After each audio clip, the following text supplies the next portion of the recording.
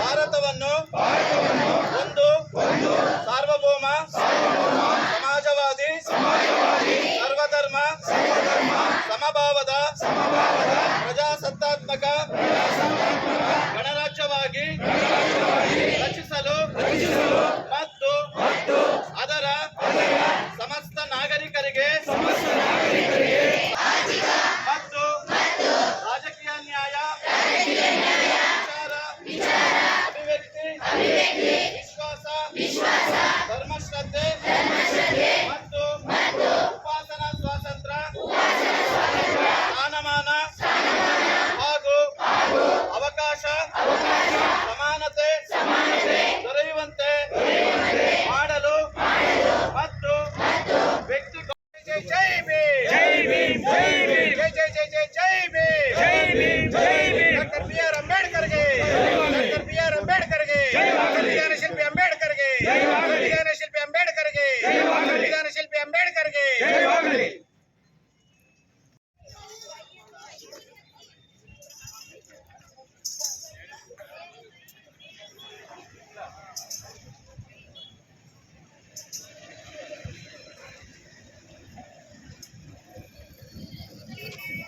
ಬಾಬಾ ಅಂಬೇಡ್ಕರ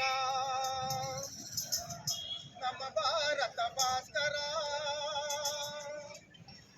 ನೀವೇ ಇರದಿದ್ರೆ ನಾವೇನಾಗುತ್ತಿದ್ದೆವು, ನೀವೇ ಬರದಿದ್ರೆ ನಾವೆಂಗೆ ಬದುಕುತ್ತಿದ್ದೆವು.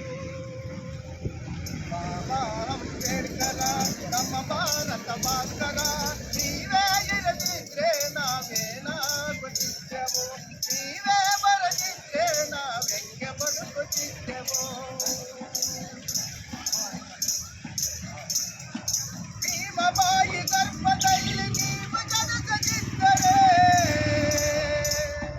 ನಿಮ್ಮ ತಂದೆ ರಾಮ್ಜಿ ನಿನ್ನ ನಾಮ, ನಿಜಕ್ಕೆ ನಿನ್ನ ಸ್ಫೂರ್ತಿ ನಿನ್ನ ನಾಮ, ಮಾನವೀಯತೆಯ ಮಹಾಹಿಮಾಲಯ ನಿನ್ನೊಡಲ ಜನ ಪ್ರೀತಿ, ಮಾನವೀಯತೆಯ ಮಹಾಹಿಮಾಲಯ ನಿನ್ನೊಡಲ ಜನ ಪ್ರೀತಿ, ಅಸಮಾನತೆಯನ್ನು ಅಳಿಸು ಹಾಕಿದೆ ನೀ ಕೊಟ್ಟ ಜ್ಞಾನ ಜ್ಯೋತಿ, ಅಸಮಾನತೆಯನ್ನು ಅಳಿಸಿ ಹಾಕಿದೆ ನೀನು ಕೊಟ್ಟ ಜ್ಞಾನ ಜ್ಯೋತಿ, ಎಲ್ಲ ಜನರು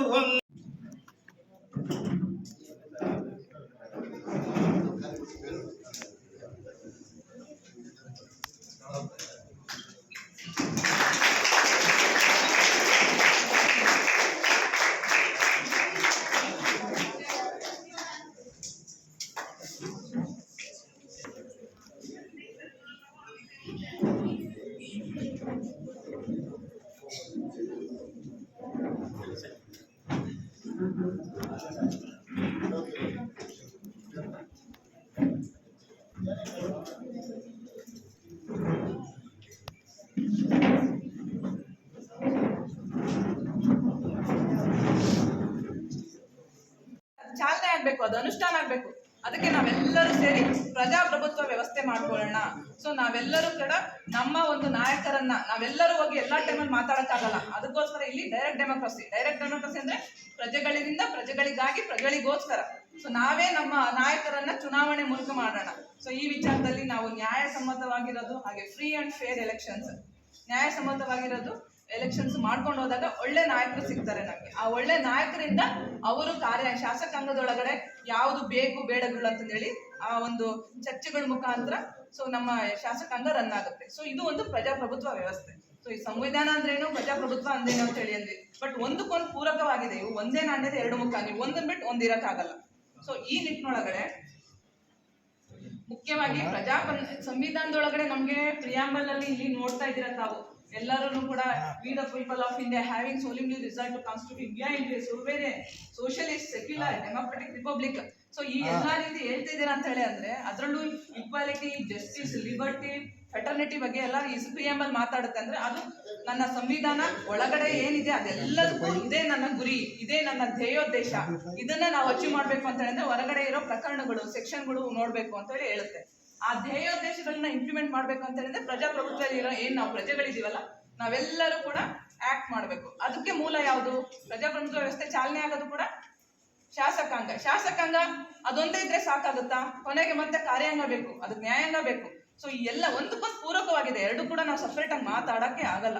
ಸೊ ಅದೊಂದು ವಿಚಾರದಲ್ಲಿ ಹೇಳೋದಾದ್ರೆ, ಸೊ ನಮ್ಮಲ್ಲಿ ಈ ಸಂವಿಧಾನಬದ್ಧವಾಗಿ ನಮ್ಗೆ ಹಕ್ಕುಗಳು ಕೊಟ್ಟಿದೆ, ಕರ್ತವ್ಯಗಳು ಕೊಟ್ಟಿದೆ. ಬಟ್ ಸಹಜವಾಗಿ ನಾವು ಯಾವಾಗ್ಲೂ ಹಕ್ಕುಗಳು ನನ್ನ ಹಕ್ಕು ನನಗೆ ಯಾಕೆ ನೀವು ನೀಡ್ತಿಲ್ಲ ಅಂತ ಪ್ರಶ್ನಿಸ್ತೇವೆ ಹೊರತು ನನ್ನ ಕರ್ತವ್ಯ ನಾನು ಮಾಡ್ಬೇಕು, ನಾನು ಅದನ್ನ ಪರಿಪಾಲಿಸ್ಬೇಕು ಅನ್ನೋ ವಿಚಾರದಲ್ಲಿ ಸೊ ಎಲ್ಲರೂ ನಾವು ಮನಗಾಣಬೇಕು.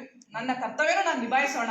ಅದು ಇವತ್ತಿನ ದಿನಕ್ಕೆ ಸಾರ್ವಜನಿಕರಿಗೆ ಅಥವಾ ಮಕ್ಕಳಿಗೆ ಅಲ್ಲ, ನಾವು ಅಧಿಕಾರಿಗಳಿದ್ರು ಕೂಡ ನಮ್ಮಲ್ಲಿ ಈ ಪ್ರಜಾಪ್ರಭುತ್ವ ವ್ಯವಸ್ಥೆಯಲ್ಲಿ ಅವರು ಶಾಸಕಾಂಗದಿಂದ ಯಾವುದೋ ಒಂದು ನಿಯಮ ಅಥವಾ ಕಾಯ್ದೆ ತಂದ್ರು ಅಂತ ಹೇಳಿದ್ರು ಕೂಡ ಅದನ್ನ ಇಂಪ್ಲಿಮೆಂಟ್ ಮಾಡೋ ಟೈಮಲ್ಲಿ ನಮ್ಮ ಏನು ಅಧಿಕಾರಿ ಬಳಗ ಇದೆ ಇವರು ಕೂಡ ಫಸ್ಟ್ ಏನ್ ಬೇಕು? ಬದ್ಧತೆ ಬೇಕು, ಇಚ್ಛಾಶಕ್ತಿ ಬೇಕು. ಆ ಇಚ್ಛಾಶಕ್ತಿ ಕೊರತೆ ಆದ್ರೆ ಅನುಷ್ಠಾನದಲ್ಲಿ ದೊಡ್ಡ ಈ ಸಂವಿಧಾನ ಕೊಟ್ಟಿರೋದಕ್ಕೆ ಆಗ್ಲಿ ಅಥವಾ ನಮ್ಮ ನನಗೆ ಕೊಟ್ಟಿರೋ ಜವಾಬ್ದಾರಿನ ನಾನು ಒಂದು ಇಚ್ಛಾಶಕ್ತಿಯಿಂದ ಕರ್ತವ್ಯ ನಿಭಾಯಿಸಬೇಕು ಅಂತ ಹೇಳಿ ಅಂತ.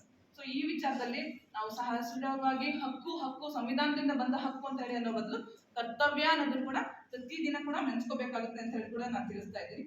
ಅದೇ ರೀತಿಯಾಗಿ ಪ್ರತಿ ಒಂದು ಈ ಒಂದು ಸಂವಿಧಾನ ರಚನೆ ಟೈಮಲ್ಲೂ ಕೂಡ ಇರೋದು. ಸೊ ಅದು ಆ ಹಂತದಲ್ಲಿ ಆಯ್ತು. ಬಟ್ ಅದು ರಚನೆ ಆಗಿ ಫುಲ್ ಫ್ಲೆಡ್ಜ್ ಅಲ್ಲಿ ಇವತ್ತಿನ ದಿನ ಏನು 1949 ಇಂಪ್ಲಿಮೆಂಟ್ ಆಯ್ತು. ಇವತ್ತಿಗೂ ಕೂಡ ಸಂವಿಧಾನನೇ ಫೈನಲ್ ಅಲ್ಲ, ಪ್ರಜಾಪ್ರಭುತ್ವ ಫೈನಲ್ ಅಂತಂದೇಳಿ ಬಹುಮತ ಸಾಬೀತಾಗೋ ಬೇಸ್ ಮೇಲೆ ಕಾನೂನು ಕಾಯ್ದೆಗಳು ತಿದ್ದುಪಡಿಗಳು ಬರ್ತವೆ. ಆ ತಿದ್ದುಪಡಿಗೂ ತುಂಬಾ ಕಠಿಣವಾಗಿ ಒಂದು ಕ್ರಮ ಇದೆ. ಆದ್ರೆ ಆ ಕ್ರಮದ ಮೂಲಕ ಮತ್ತೆ ತಿದ್ದುಪಡಿಗಳಿಗೂ ಕೂಡ ಅವಕಾಶ ಕೊಟ್ಟಿದ್ದಾರೆ. ಸೊ ಜನರೇಷನ್ ಅಪ್ಡೇಷನ್ ಆದ್ಮೇಲೆ ಉದಾಹರಣೆ ಇವಾಗ ಟೆಕ್ನಾಲಜಿ ಇದೆ. ಸೊ ಟೆಕ್ನಾಲಜಿ ಬೇಸ್ ಮೇಲೆ ಅದು ಇನ್ಸ್ಟ್ರೂಮೆಂಟ್ಸ್ ಅವನ್ನೆಲ್ಲ ಅಡಾಪ್ಟ್ ಮಾಡ್ಕೋಬೇಕು ಅಂತ ಹೇಳಿ ಅಂದ್ರೆ ಅದಕ್ಕೊಂದು ತಿದ್ದುಪಡಿ ತರಬೇಕು. ಮುಂಚೆ ಕಾಯ್ದೆಯಲ್ಲಿ ಇದ್ದಿದ್ದಿಲ್ಲ. ಇವಾಗ ವಾಟ್ಸಪ್ ಅಲ್ಲಿರೋ ಡಾಕ್ಯುಮೆಂಟ್ಸ್ ಎಲ್ಲಾನು ಕೂಡ ಅವು ಒಂದು ಎವಿಡೆನ್ಸ್ ಬೇಸ್ ಮೇಲೆ ಬರ್ತವೆ. ಬಟ್ ಅದು ಇರ್ಲಿಲ್ಲ ಮುಂಚೆ. ಭಾರತೀಯ ಸಂವಿಧಾನ ಕಾಯ್ದೆ ಬಂದಾದ್ಮೇಲೆ ಇವಾಗ ಬಂದಿರೋದು.